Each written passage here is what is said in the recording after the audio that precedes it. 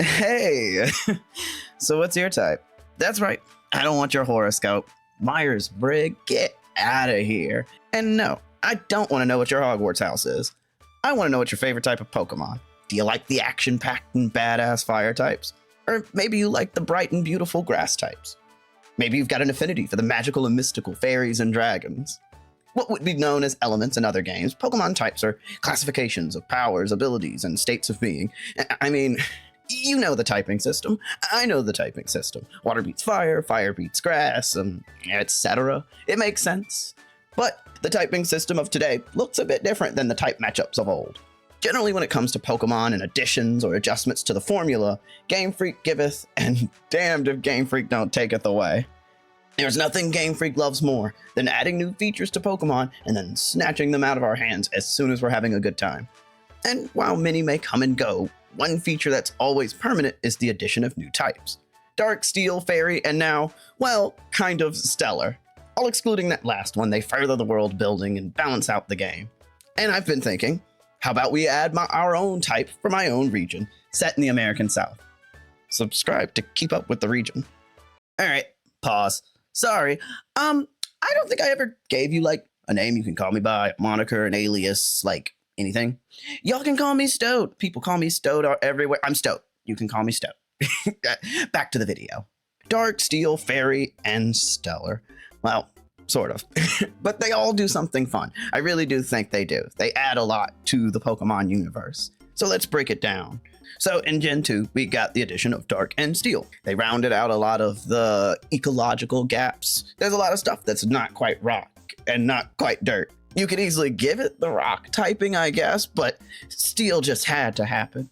And Dark was finally there to give Psychic maybe a little bit of a run for its money. Psychic was pretty overpowered in Generation 1, and the addition of the Dark type definitely helped to pull that back just a little bit. Fairy was added in Gen 6. It balanced out the pretty overpowered Dragon type and filled a sort of narrative consistency, a sort of aesthetic consistency.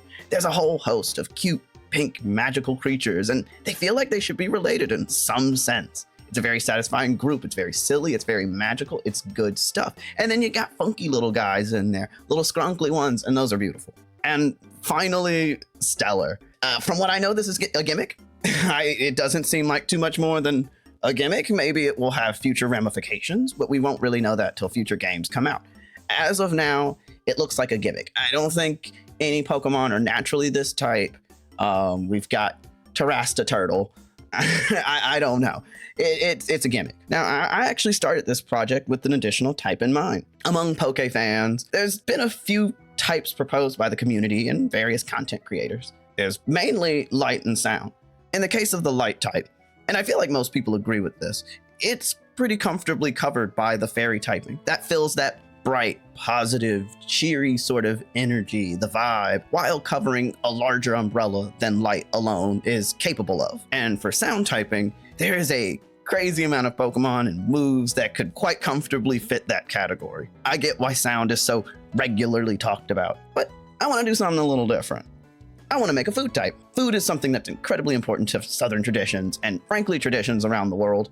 Food is just something with a lot of cultural power. I'm a little on the fence, just a little on the fence about this, but I think I'll be calling it the tasty type. I've got a few reservations, mainly with how it sounds. It sounds a little weird. Tasty water, tasty bug, tasty steel. I don't know, it sounds a little weird to me. Maybe it's fine. At the end of the day, I like how tasty sounds. It just sometimes sounds a little weird paired up with certain types. So when I think of the type, what kind of creature is going to fit under this typing? In some way, nearly all non-metal and rock Pokemon could in some way be food. I mean, birds, fish, bovine, equine, suidae. I mean, we eat all of those. They're food. But you probably already had some kind of instinctual understanding of what I meant when I said a food type. Especially with a lot of the newest Pokemon in the roster, I feel like it's one of those, you know it when you see it kind of things. When you look at it, does the word food fill your head? Is it something generally considered edible? Does it look like a dish? Something like that. Now, Pokemon, with these newest additions to the roster, they've decided to go the route of seeing them as kind of mystical or haunted foods, which makes a ton of sense. But I think having them as a new type could be a lot of fun. I want to think about the typing relationships and maybe move on from there. I'll admit, I'm being indulgent with this. I am using this as the perfect excuse to boost my two favorite types. The food type is weak to bug and normal. It's beautiful. I love these two types so much, and I would love to give them a little bit of a strategic boost. And it just makes so much sense. Bugs and little critters, they raid campsites and trash cans, and they devour any piece of food they come across. Very southern country campsite kind of idea. They come up and eat all the food. I feel in Pokemon a little bad for the normal and bug types. Okay, I feel a lot bad. Oh, please give us something. Give us bug freaks something. And past those two types, I think it also makes sense for this food type to be weak to water and maybe flying. Generally, food isn't improved by drenching it in water. It gets soggy, watered down, and it just makes a mess. And in terms of flying, I mean, have you seen a picnic in a storm? How many dishes come out of a tornado looking unscathed? Now, in terms of its strengths, this type is strong against Psychic, Fighting, and Fairy, which adds a ton of strategic complexity to some very powerful types. For Psychic and Fighting, it's all about the mind. I mean, how well do you fight or stay focused when your enemy has laid out a tasty smorgasbord of treats and goodies in front of you? In terms of fighting, part of me is a little worried about the association with health and food, and I hate the simplistic view that we culturally have about food and health. A lot of our most athletic animals on the planet need to eat an incredible amount of food to maintain their energy, health, and physique. So in the case of my type, I'm not necessarily relating it to physical reaction, but more like the mental state, the distraction of just wanting the food. And in terms of its relationship to the fairy typing, and I think this is really fun, in all the tales of myths and legends and fables, food has an incredible amount of power. Power over the mind, power over gods, kings, the power to persuade, weaken. I mean, if a few pomegranate seeds can trap a god in Hades, food has a ton of power. And I think the fairy type could be taken down a peg or two. In terms of its defensive capabilities, oh boy, I hate to do this. It hurts my soul to do this. Ice, I had to do it to you. But it just makes sense. It is defensively strong against ice. What does cold do but preserve food for longer? You freeze stuff, it can last forever. It breaks my heart to further weaken an already pretty troubled type, but it just makes too much sense. This type is also resistant to poison. I mean, you can poison food all you want, but it'll just be poisonous food. I mean, you think apples care that they have cyanide in them? Avocados don't care that most animals can't eat them. It just makes sense. And goes for a similar reason to poison. Haunted food, it seems just fine. In fact, poisonings and hauntings just make the food more powerful. So we've got the types, the strengths, the weaknesses. I want to go through what Pokemon apply. Let's go in order, starting with Farfetch'd. It's literally based on a phrase about how strange and serendipitous it is. A dish would show up with its own fixins. I need not say anymore. Next up, and this one I'm on the fence about, Execute and Executor. They're seeds and coconuts. But I mean, they're not, but they are. They're eggs, they're seeds. But they don't look like the edible seeds. But eggs are food. Seeds are food. But I'm not thinking food. Togepi, for similar, but slightly different reasons. I mean, it does look like, it's a little gross to say, but it looks like scrambled eggs. He's just a little baby guy, but he looks like scrambled eggs. Eggs are like one of the foundations of the food chain. Actually, babies, I guess in general, are a pretty strong foundation of the food chain. Babies and the elderly. But I think that's a little too morbid for my taste. Maybe no Togepi food type. If it maybe wasn't literally the baby Pokemon, I would consider it. But it is the baby Pokemon. So too morbid. Moving on. Tropius. Is it Tropius or Tropius? There's always those handful of Pokemon names that you're like, time to embarrass myself. Tropius. Banana Beard, Mr. Banana Beard himself. Mrs. Banana Beard herself. I wonder if it's enough food to be considered food. But the bananas are important. But are they that important? I think it's also on the fence. But I'm gonna be honest, for these early generations, I'm stretching for Pokemon. So maybe we're just gonna count. Next, Combee and Vespiquen. This one's also a on the fence one. I'm gonna say they're bugs. They're not really covered in honey.